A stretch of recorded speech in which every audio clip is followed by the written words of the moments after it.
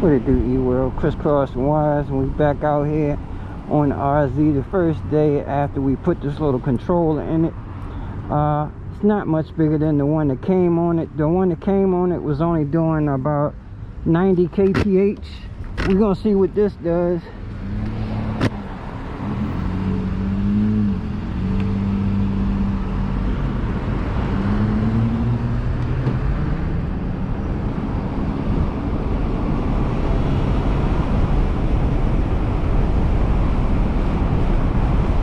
Of course, it's a red light.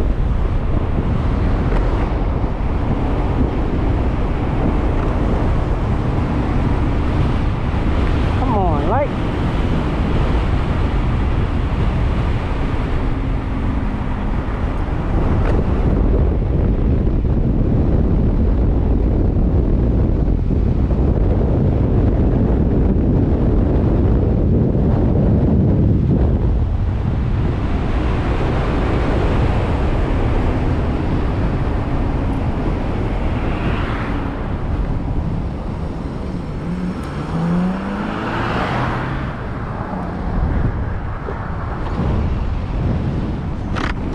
So we got up to about 105.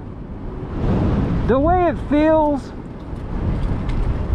feels, I'm thinking it might, because I mean, it still had a lot more to go. I'm thinking it may could reach about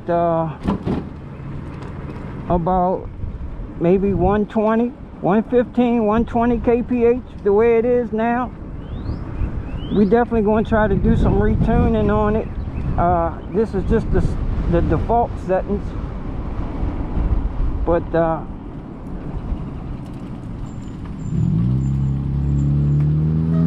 yeah, it's still doing a little better than what it was at first, because like I said, before it was topping out at 90 kph, so we got up to 105. That ain't too bad on a stock battery and stock motor with stock phase wires.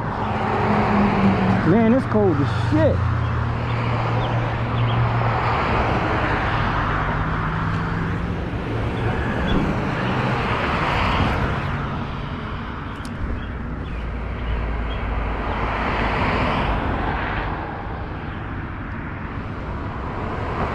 We're just gonna cruise now, because we'll be legit tomorrow. After tomorrow, we'll be legit and we can do what we want to do.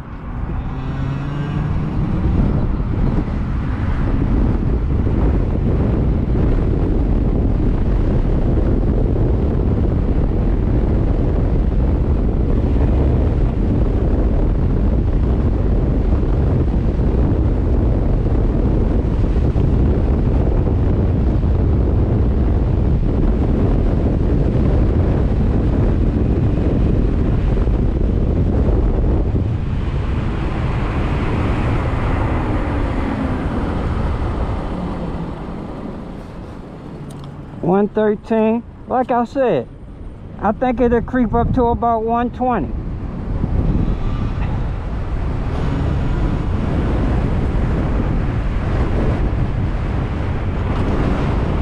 Man, it's windy as crap too.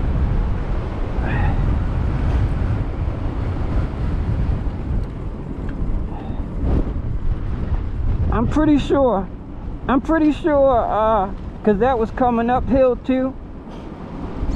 And that's not bad for 150 amps. Because this is an EM100. It's supposed to be like a 150 amp controller. 200 amp in boost mode. Which I don't have a boost button on this bike. Boost mode uses a momentary switch. I don't like that boost shit. A lot of sport bikes have that, where they can only do their maximum power for like 20-30 seconds, and then you got to get off of it. So yeah, this Votel has the capability of using one of those boost buttons, a momentary switch that you can push and trigger boost mode and get I think 200 amps in boost mode. Okay, so like I said, 450 amps for this heavy bike, not too shabby. it's definitely better than stock, that's for sure. So yeah, anyway, I think we can do even better, you know, once we upgrade the phase wires. And well, just upgrading those phase wires is going to get more current flow to the motor, faster for certain. And yeah, anyway, I'm going to motor vehicle tomorrow. I was able to put some insurance on this thing today, and man, let me tell you, another good reason for why, if you want to do a street PEV, that this makes a good street PEV. Now, I'm not sure this rate will be the same for everyone, because I'm an old fucker and I got a good driving record. But insurance for me, and I didn't even add this, I could have added this to my insurance that I had my cars on, but I wanted separate insurance for this. But for me, and it's just liability, I didn't get full coverage because this bike is paid for, obviously. And I feel like the parts are cheap enough that if I get in an accident or break, or if something breaks on this bike, I can pay to fix whatever's wrong with this bike. So I don't need full coverage. So I got liability just so I can put tags on it. And liability is $75 a year. A year. So it don't get no better than that. I mean, so it's not like it's a big deal. $75 for insurance. After tomorrow, I can tell you what the tags and registration costs. That's not going to be that much. But yeah. And that is with this being insured as a motorcycle, not as a moped. I ain't getting the moped tags, I'm getting motorcycle tags. So it's registered as a Fly e-bike for the manufacturer, and the model is a RZ. That's what's on the paperwork and the VIN number. So yeah, anyway, yeah, that's what it is. So I didn't even ask them if they need, I'm probably gonna have to take the bike there at some point, because I'm sure they want to see turn signals and all that stuff. I think. Maybe not. Maybe I gotta get it inspected at some point. But tomorrow I'm just trying to go and get my tags. So I'll let y'all know what the deal is on the tags and everything. But yeah, that's what it is. Man, it's cold as shit out here. Oh boy. Wait a minute. Let me see something before I get back on this bike.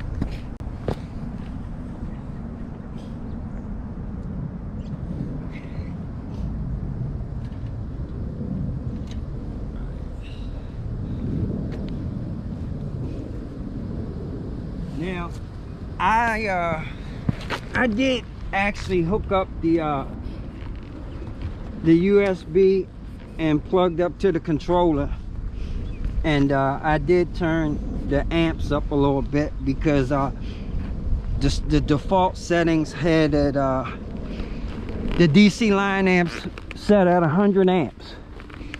100 amps. So I boost them up to 150 amps.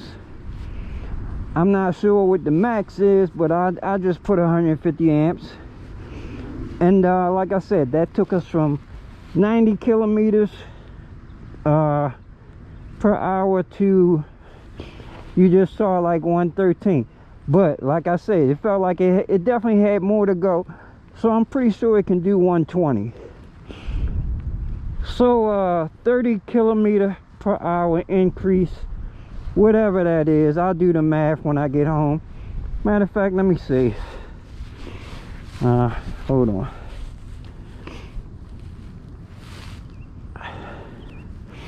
Okay, Google. Okay, Google. How much is 120 kph in miles per hour?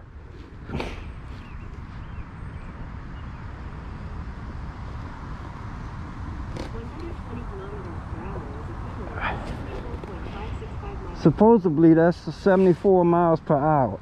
So like I said, we didn't reach 120. We reached 113, so that was probably like 70. Let's see. 113 kph is how many miles per hour? Yeah, about 70. Okay, so yeah. Stock motor. Pretty much stock battery, 72 volt, 50 amp hour, prismatic battery, and EM100 Vital, 150 amps. We're doing 70 miles per hour right now.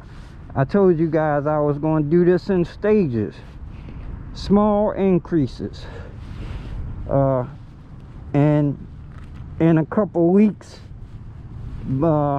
you know, when summertime gets here, by that point we should be at the major upgrades, and this thing should be a full-fledged monster by that time. But anyway, these are the small increments that anybody can do. You can get that controller for under $200. I've seen it like I've seen it some places 125, 150. So, you know, not a expensive upgrade, and it wasn't a whole lot of wiring to do. Obviously, you know, your hall sensors, your phase wires, your throttle, the gear selection, 3-speed gears. So that's a 3-wire switch, the forward and reverse wiring, and the display. The display uses a line signal, which is pretty much one wire. So with one wire we're getting all the telemetry up there, you know, the speed and the display data, you know, what mode we're in, and all that, the battery voltage, everything, all that goes through that one LAN wire. And yeah, so pretty very easy installation. In fact, you know, I could post the, you know, the wiring diagram for that. I mean, it, like I said, it's really easy. And I just tapped into the wires. I didn't even cut the plug off. If you saw the video, I just tapped into them. So if I ever wanted to, which I'm never going to do, throw the other one back in there. Definitely not doing that. But anyway, I just tried to make the install as easy and neat as possible. So yeah, damn nose running. So we're gonna wrap it up. I mean, it went right back to cold season.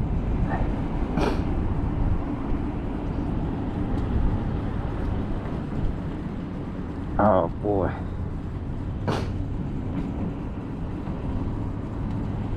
Yeah, I don't like all this sniffling shit. But as far as acceleration, it definitely got some more acceleration now. I mean, it's getting up there a lot faster.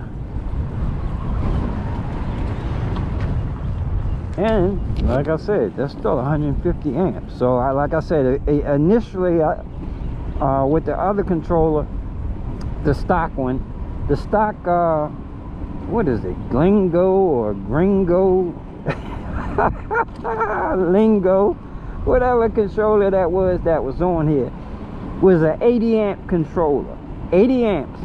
So if the controller was 80 amps, I'm pretty sure it was probably only doing maybe 60 amps. So, you know, we got double that now.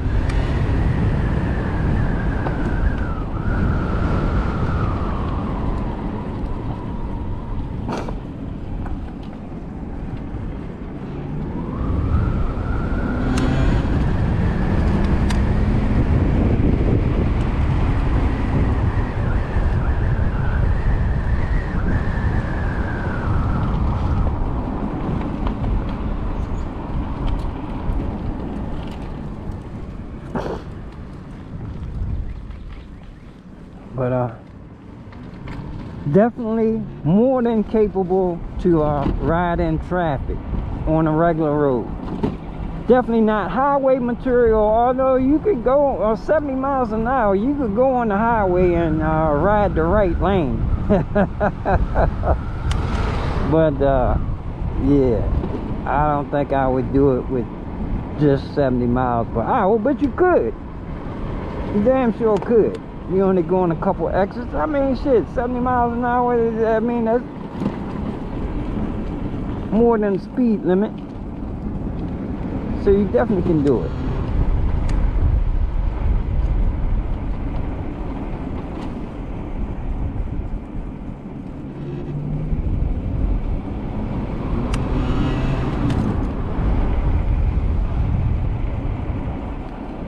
I have to go back in the settings. It looked like I turned off the off throttle regen. I don't remember changing that, but we damn sure don't have that.